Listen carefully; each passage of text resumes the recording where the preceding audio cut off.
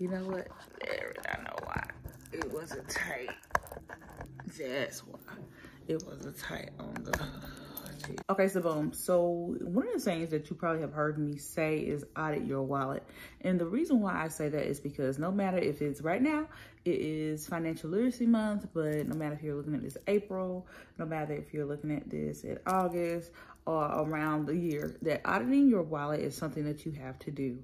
And yes, it rhymes, but it also going to show you what your rhythm of your money, meaning how much it comes in, how does it flow out, and how does it accumulate and align to your goals. Because if you have these goals that you make a vision board for, that, oh, I want to do this and this and that, and I'm putting a picture for it and words and things, but if you don't fully understand what you are, where you are, where do you want to go, and then how to align, it's pretty much going to be showing that you're in the red, no pun, to your budget every time you set a goal that you'll look up in December. And then you'll notice that, hey, that vision board didn't really come to fruition. It was just for vanity purposes and for me to say that I made this vision board, I made these resolutions, but I didn't actually make a resolution in my revenue and then my retention of money and making it grow. So when I say audit your wallet, it's more than just a little cliche saying that social media finance folks would say about personal finance or finance in general, but it's also just knowing how my money flows, what is my feeling to money. You already know how I feel about that book, The Psychology of Money. So how do I not only feel about my money, how much money do I bring in? Is it even enough to handle the livelihood or how much my life costs? So understanding what your wallet is doing, not only when you getting a check come in and the check going out, but you're also checking in consistently. Y'all know where I talk about having money meetings where you pretty much look at your budget to see where you are, to see how you're actually moving and shaking towards that expense plan. And I kind of see a budget in the sense of instructions on how you're going to spend your money for the month. It's kind of like that, a legend per se when it comes to charts on how's my money going to be going and flowing this month.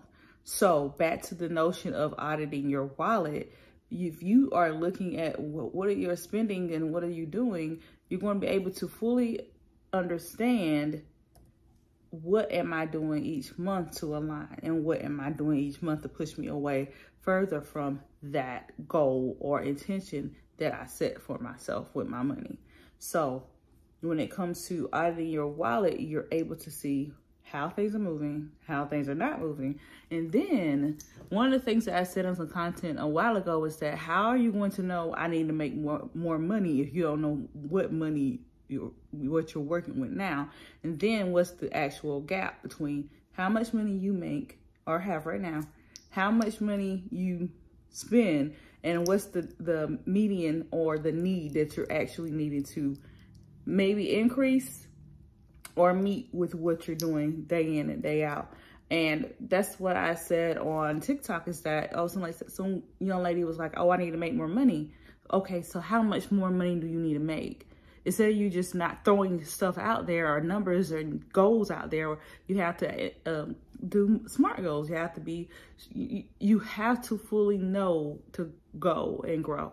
So I can't sit here and say, oh, I need to make more money in my next job. How much? How much then? So if you're not able to look at what you're spending, look at how much bills and blowing it on whatever store that you're doing, you're not going to be able to align when asking for more money, because you're not going to know how much more to ask for. Saying, can I start investing or start saving? Because you don't know that median number, meaning that gap number between how much is coming in and how much you actually have to, what are you spending on? So going back to it is that auditing your wallet is pretty much, yes, there are apps for you to do so, to know what are my subscriptions, what am I spending, where is this money going. But one of the things though is that I saw this tweet on Twitter talking about like a high level version of what I put my clients through when they're actually doing an audit for your wallet. And I not only you can use the app, but you have to have the understanding on the process, the energy, the emotion, and then actually what you're doing when it comes to your budget. Because you can sit here and say, oh, I'm gonna use this app, but if you're not understanding and leveling it to your why, your how, and the what of it all, those apps are pretty much just gonna pretty much unsubscribe per se to your spending and then resubscribe you to probably something even worse. So when my clients work with me on this auditing your wallet or a financial audit, I have the 4A method, in which is my framework for my coaching. But when it comes to leveling it down to budgeting, I have this thing that I've been saying since I've been actually taking this seriously. It's 3B, which is bills, build, meaning your savings and investing, and blow, meaning, you know, if you got subscriptions, if you use Afterpay or whatever, it's going to go into this. If you bucket out your spending, you'll be able to figure out what ratios is going to be real and connect to your the reality of the revenue or the money that you have. So the reason why I wanted to actually walk you through this auditing your wallet is for you to actually see how you can take my framework and seeing all where it is. I'm probably putting it on the screen somewhere here, but you can understand what the 3Bs will look like for your budget, and then determine where, not only if you have an economic shift of your own, or if the country and world goes through one, which you know is likely, that you're able to be okay no matter if you have to do a skeleton budget or you have to find another job, but you're able to align to what's going to happen. So the tweet that I am talking about is here. Where the young man was pretty much talking about he wanted to get a grasp on spending and how financial literacy is important. But the whole thing is like, what's that some gurus say that personal finance is personal? Tis it is. But you have to actually take from what you are doing with apps and make it personalized to you, to say, okay, the app can tell me to do this, but this is why I am actually aligning this way to be more thorough with what's coming in and what's going out. But not only then the whole theory of what he was tweeting about was true, but he did it towards his credit card statement and then his subscriptions. And not only do I want you to pull your receipts of your credit card statements, but I want you to pull your banking statements. And then I want you to understand, how are you spending, how often, how much, and then where is the transactions coming from? And it could be tough because a lot of people don't want to pull their own receipts per se, but yes, you could pull from an app, but you have to be able to understand the process of the procedure of you actually utilizing and building and moving with your money. And how you spend your money is key, but it's not necessarily, what's the whole notion about? It's not what you spend, it's how much you keep. If you're noticing that you're not keeping as much as you want, you have to understand, where am I spending my money? And some of the questions that I would ask, or geared you to ask yourself, is, was this thing a need? And how was I feeling at the time? And is this going to, you know how I love this pick about Jesus saying, how much money is it going to take me to make some more money? Is this purchase, is this spend going to make me more money? Or is it going to make me better? Maybe it's for a masterclass, which is going to help align you to a goal that you have professionally or as a business wise.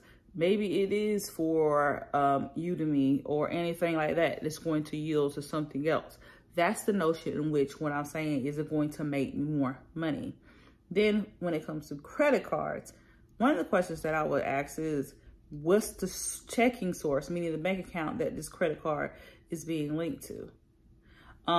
As you see in the spreadsheet that he utilized, he had a actual line that called out, it's coming from this checking, it's coming from this account. Maybe it's their Apple Pay, your Google Pay, or what have it.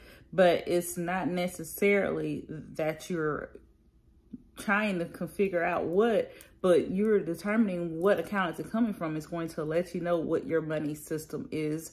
Maybe I'll talk about that in another video.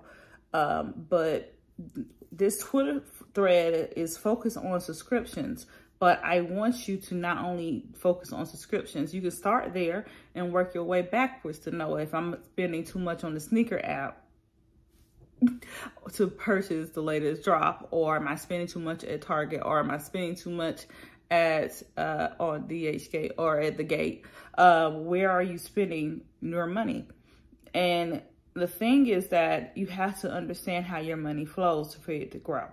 And even if you feel overwhelmed with doing this, start with a group of transactions. Maybe it is your how much you spend monthly on saving. And then whenever you figure out how much you spend monthly on saving, you're able to move backwards to give you an average on how much you need to allocate per month within your budget line to say, okay, on average, I spend $200 per month on shopping. Actually, my budget will only allow me to do $150 or whatever. Then you're able to move back to say, maybe I need to cancel all of those buy now, pay laters. Maybe I need to align only this much. But then I have this video right here talking about how I was able to go through my budget, determine how much it costs me to get my upkeep, especially my hair, and then how every so often do I need to get that done. Whenever I'm able to do that, I'm able to say, okay, this account is going to handle it. Going back to 3B, meaning within my below fund, how much am I going to allocate within my account designated for that to have it each month where I'm able to keep up with my hair towards this is how much it costs. This is how much I can budget for each month. This is how long I need to have to move it over into my sinking fund. And then I have it whenever it's time for me to get it done. So if you don't fully audit your wallet to understand where's your money flowing and going, you're pretty much putting yourself in the red, no pun. Because you're leaving your money on red, meaning you're not aligning to how your money flows, but you're also going into the red because you're not paying attention to your money. And whenever you're able to audit your wallet, pull those transactions, look to see where are you spending, how are you spending, how often are you spending, getting the average of what you spend on and how much, and then determining what ratios that you may hear when it comes to finances make sense to the reality of your revenue and retention of money. No, that was a whole mouthful. But one of the things that I have called out in content before is that I love using reloadable gift cards. I do that at Starbucks. I do that at Target. I do that at Enter gift card here. Almost every retailer has a gift card. Heck, Louis Vuitton has a gift card. And I advise somebody if they are, it was one person in my doctor's office. She wanted to buy Neverfull, but her boyfriend gave her the money, but she wanted to determine which way it was going to flow. So I tell her, just go ahead, either set up a sinking fund or keep buying gift cards every pay period till you get the money that you want, that you need to buy that Neverfull. So reloadable gift cards will allow you to go and to get what you want and not mess up the rest of your budget. So this is why it's important for you to audit not only your wallet that you have now, but what do you want to purchase in the future? Let's see.